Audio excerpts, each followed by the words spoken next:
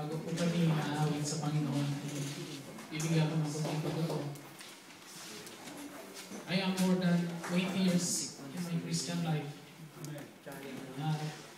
Sa murang edad ko noon, naalala ko ang kapatid na Jonathan pag nakikita ko siya. Yung init ng kanyang buhay pananampalataya, Amen. Naaninag ko aking sarili that time. And I love to sing for Christ. I love to win soul for Christ. Amen.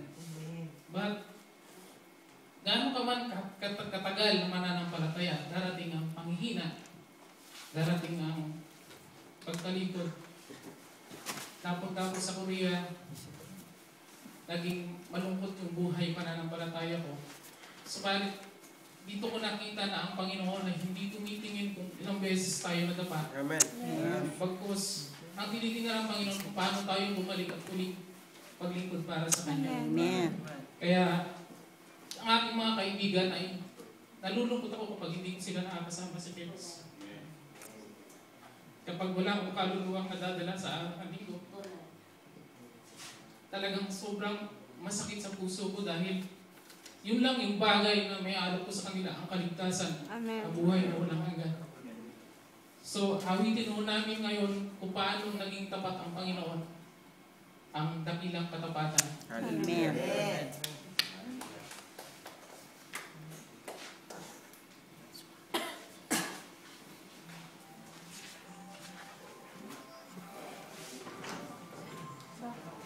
Daw yung songs pa.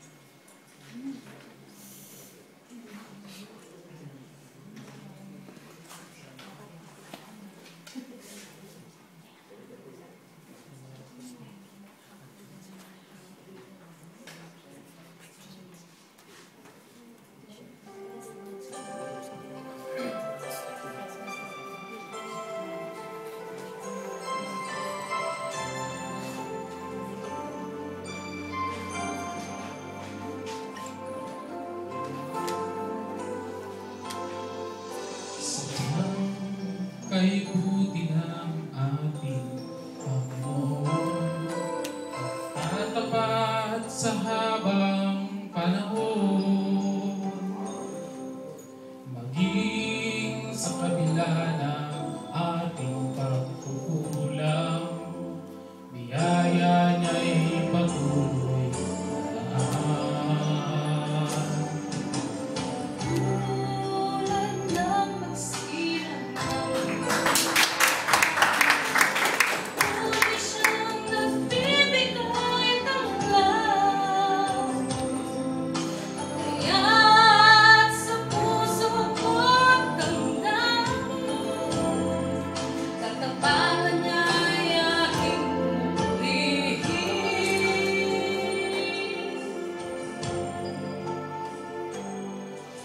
dakila ka, O Diyos, tapat ka ngang tunay, magmula ka sa ugat ng aming lahi. Mundo'y magunaw man, maaasahan kang lagi, maging